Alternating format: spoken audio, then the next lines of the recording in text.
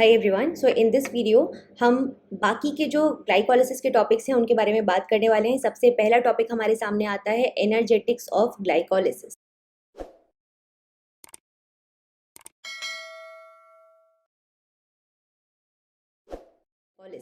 ठीक है, जब हम एनर्जेटिक्स के बारे में बात करते हैं इसका मतलब कितना एनर्जी, नेट एनर्जी का प्रोडक्शन ग्लाइकोलिसिस के थ्रू होता है वो हम यहाँ पर अब देखने वाले हैं। तो मैंने आपको पूरा प्रोसेस जब ग्लाइकोलिसिस का समझाया था स्टेप बाय स्टेप मैनर में, हमने ये देखा था कि वो कौन कौन से स्टेप्स है जहाँ पर जो एटीपी है या एनएडी जो एच है उसका यूटिलाइजेशन होता है और कहाँ कहाँ पर उनका प्रोडक्शन होता है। तो जो अगर हम बात करेंगे फर्स्ट स्टेप की, यहाँ हमने देखा एटीपी का यूटिलाइजेशन होता है। सेकेंड स्टेप पे भी हम थर्ड स्टेप पे भी हम देखेंगे एटीपी का वापस से यूटिलाइजेशन होता है।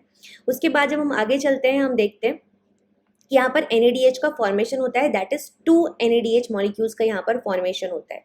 उसके बाद में वापस से 2 ATP का फॉर्मेशन होता है। ठीक है, 6th 7th स्टेप पे वापस से 2 ATP का फॉर्मेशन एंड 10th स्टेप पे वापस से 2 ATP का फॉर्मेशन यहाँ पर देखा जाता है। तो अगर मैं फाइनली आपको एनर्जेटिक्स के बारे में बताऊँ तो अगर मैं बात करूँगी अलग अलग स्टेप्स के थ्रू, तो हमने देखा टोटल 2 ATP जो है वो यहाँ पर यूटिलाइज हो रहे हैं। ठीक है, 4 ATP का यहाँ पर हो रहा है प्रोडक्शन और साथ ही साथ 2 NADH का भी यहाँ पर प्रोडक्शन हो रहा है। मतलब इन टोटल 2 ATP का प्रोडक्शन हो रहा है और 2 NADH मॉलिक्यूल्स का यहाँ पर प्रोडक्शन होता है। अब अगर हम एक NADH को इन जनरल लेके देखते हैं तो हम बोलते हैं कि एक NADH प्रोड्यूस करता है लगभग 2.5 ATP। दैट इज मैं बोल सकती हूँ कि एक NADH मॉलिक्यूल जो है वो यहाँ पर हमको 5 ATP मॉलिक्यूल्स देगा। तो अगर मैं टोटल ATP जिनका जनरेशन हुआ है in glycolysis, in the process of, अगर मैं ग्लाइकोलिसिस बात कर रही हूँ कि भाई टोटल कितने मॉलिक्यूल्स का यहाँ पर प्रोडक्शन होगा, ठीक है, प्रोड्यूस्ड इन ग्लाइकोलिसिस, या फिर आप इसे नेट भी बोल सकते हैं बिकॉज हमने जो यूज हुए हैं उनको माइनस कर दिया है यहाँ पर। ठीक है, तो हम बोलेंगे कि यहाँ पर टोटल 7 ATP जो है उनका प्रोडक्शन देखा जाता है। तो ये तो हो जाती है एनर्जेटिक्स की बात। अब हम बात करते हैं रेगुलेशन का प्रोसेस। तो बहुत सिंपल है कि glycolysis as a process is very very important. तो हमको उसको एक मतलब स्ट्रिक्ट मैनर में रेगुलेट करना भी बहुत ज़्यादा इंपॉर्टेंट हो जाता है। जब हम रेगुलेशन की बात करते हैं तो ऐसे कुछ स्टेप्स होते हैं जहाँ पर हम देखते हैं कि भाई रेगुलेशन का प्रोसेस होना चाहिए, और इन जनरल ये वो स्टेप्स होते हैं जो कि कैसे होते हैं, इरिवर्सिबल होते हैं। मतलब एक बार इन स्टेप्स से हम आगे निकले तो वापस से हम there is no going back. ठीक है, अब अगर मैं वापस से आपको ग्लाइकोलिसिस की तरफ लेकर चलूँ तो आप देखोगे कि ये जो फर्स्ट स्टेप दिख रहा है मुझे यहाँ पर, ठीक है, दिस वन है ना, ग्लूकोज से ग्लूकोज 6 फॉस्फेट का बनने का जो प्रोसेस है जहाँ पर हेक्सोकाइनेज एंजाइम काम कर रहा है, इस प्रोसेस को मैं बोलूँगी कि ये एक कैसा प्रोसेस है, इरिवर्सिबल प्रोसेस है। इसके बाद में स्टेप नंबर 3 आ जाता है फ्रक्टोज 6 फॉस्फेट से फ्रक्टोज 1,6 बिस फॉस्फेट का बनना, जहाँ पर फॉस्फोफ्रक्टोकाइनेज 1 एंजाइम काम कर रहा है, ये भी एक इरिवर्सिबल स्टेप हो जाता है। और लास्ट स्टेप जहाँ पर फॉस्फोइनोल पायरुवेट से पायरुवेट का फॉर्मेशन होता है और पायरुवेट काइनेज एंजाइम काम करता है, ये भी एक इरिवर्सिबल स्टेप हो जाता है। तो ये तीनों ही स्टेप्स वो स्टेप हैं जो कि इरिवर्सिबल स्टेप हैं, और यहाँ पर मेनली हम क्या देखते हैं कि ग्लाइकोलिसिस का जो प्रोसेस है उसका रेगुलेशन बहुत स्ट्रिक्टली यहाँ पर हम लोग देखते हैं इन जनरल। ठीक है, तो जैसे कि मैंने बोला, अगर आपको एंजाइम के फॉर्म में पूछा जाए तब भी आप आंसर दे सकते हैं, अगर आपको स्टेप के फॉर्म में पूछा जाए तब भी आप यहाँ पर आंसर दे सकते हैं।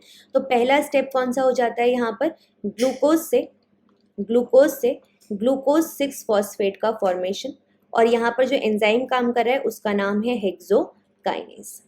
ठीक है, इसके बाद थर्ड स्टेप आता है जहाँ पर फ्रक्टोज 6 फॉस्फेट से फ्रक्टोज 1,6 बिस फॉस्फेट का फॉर्मेशन होता है, और यहाँ जो एंजाइम काम करता है उसको हम बोलते हैं फॉस्फोफ्रक्टोकाइनेज 1। एंड उसके बाद 10th स्टेप आता है जहाँ फॉस्फोइनोल पायरुवेट से पायरुवेट का फॉर्मेशन होता है। ठीक है, और इस जगह पर अगर मैं बात करूंगी तो पायरुवेट काइनेज एंजाइम काम करता है। ओके, नाउ इन तीनों ही स्टेप्स के कुछ ऐसे कंपोनेंट्स हैं जो कि इनको क्या करते हैं, बढ़ाते हैं इनके होने को, और कुछ ऐसे स्टेप्स कुछ ऐसे कंपोनेंट्स हैं जो इनके होने को क्या करते हैं, इनहिबिट करते हैं। तो इन तीनों के बारे में एक एक करके हम बात कर लेंगे। सबसे पहले हम बात करते हैं किसके बारे में, हेक्सोकाइनेज एंजाइम के बारे में। ठीक है, हेक्सोकाइनेज एंजाइम के, या फिर अगर मैं एक चार्ट के फॉर्मेट में यहाँ पर आपको दिखाऊं let me just give that yes. तो हेक्सोकाइनेज सबसे पहले यहाँ पर बात कर लेते हैं। हेक्सोकाइनेज की कुछ पॉजिटिव कंपोनेंट्स होंगे, मतलब उसको पॉजिटिवली अफेक्ट करने वाले, और कुछ कंपोनेंट्स होंगे जो कि उसको नेगेटिवली अफेक्ट करेंगे। पॉजिटिवली अफेक्ट करने वाले कंपोनेंट्स कौन कौन से होते हैं, या फिर उसकी एक्टिविटी को बढ़ाने वाले, यहाँ पर आ जाता है AMP। और नेगेटिवली अफेक्ट करने वाले कंपोनेंट्स में अगर मैं बात करूंगी तो हम देखेंगे कि यहाँ पर आ जाता है ATP और ग्लूकोज 6 फॉस्फेट।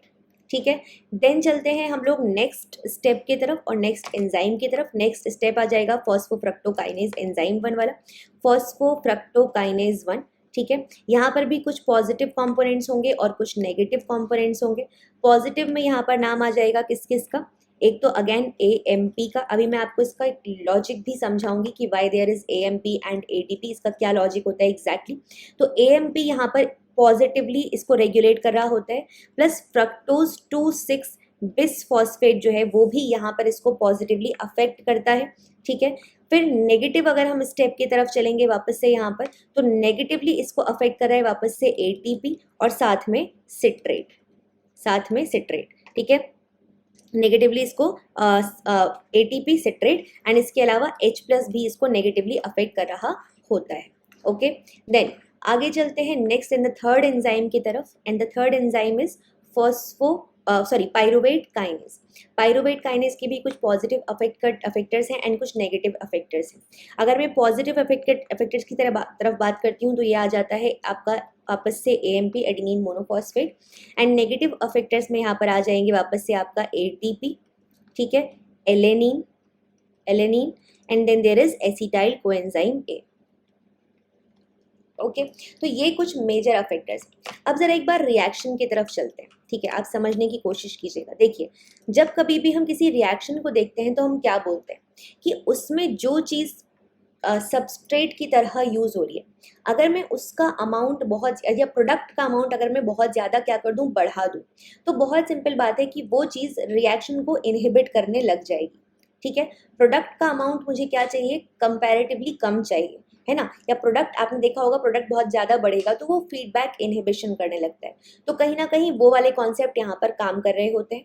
साथ ही साथ फ्रक्टोज 2,6 बिसफॉस्फेट का कॉन्सेप्ट आता है एक अलग स्टेप से, जो आप जब ग्लाइकोलाइसिस इन RBCs में आपको पढ़ाऊंगी इन दी नेक्स्ट वीडियो, तो वहाँ पर हम समझेंगे कि किस तरीके से fructose 2,6 bisphosphate is affecting the process of glycolysis. Okay, ना इसको मैंने यहाँ पर एक डायग्राम के फॉर्म में भी दिया हुआ है, आप इसको भी देख सकते हो कि फ्रक्टोज 6 फॉस्फेट से जब फ्रक्टोज 1,6 बिसफॉस्फेट बन रहा है, उसको कौन कौन से फैक्टर्स पॉजिटिवली अफेक्ट कर रहे हैं, fructose 2,6 bisphosphate and AMP, and कौन कौन से फैक्टर्स हैं जो कि नेगेटिवली अफेक्ट कर रहे हैं, that is ATP, citrate and H+।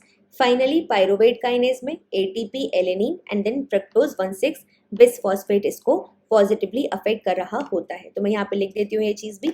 ठीक है, फ्रक्टोज 1,6 बिसफॉस्फेट भी इसको पॉजिटिवली अफेक्ट कर रहा होता है, फ्रक्टोज 1,6 बिसफॉस्फेट। ऑलराइट, तो ये हो गए सारे के सारे। अब इस पे बेस्ड कई सारे क्वेश्चंस आपसे एग्जाम में पूछे जाते हैं। मेक श्योर करेंगे कि अब आपसे एक भी क्वेश्चन इस पे बेस्ड गलत ना हो।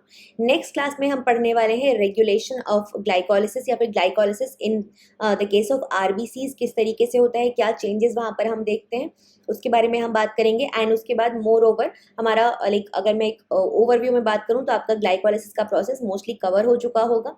ठीक है, इसके बाद हम जितने भी क्वेश्चंस आए हैं इस टॉपिक से रिलेटेड उन सबको सॉल्व कर लेंगे पिछले 10-15 सालों में, सो दैट आपका ये टॉपिक कंप्लीट हो जाएगा in a wholesome manner. Let me know in the comment section और किस टॉपिक पे आप चाहते हो मैं ऐसे वीडियोज आपको मास्टर क्लासेस के फॉर्म में देते रहूँ, सो दैट आपका जो प्रेपरेशन है वो फास्ट ट्रैक पे चलता रहे। आई ट्राई कि मैं डेली बेसिस पर एक वीडियो आपके लिए ज़रूर लेकर आऊँ। तो जो भी टॉपिक्स आप मेरे साथ शेयर करोगे उन पे 10 minute video, short video, 5 minute 10 minute video मैं आप लोगों को देने की कोशिश करूंगी, सो दैट आप टॉपिक को एक क्रक्स फॉर्मेट में एक, और उसमें सारी इंपॉर्टेंट चीजें कवर भी हो जाएंगी और क्रक्स फॉर्मेट में आप उस टॉपिक को समझ भी जाओ। ठीक है, this is all about it. Make sure you have subscribe to the channel and like the video. Bye.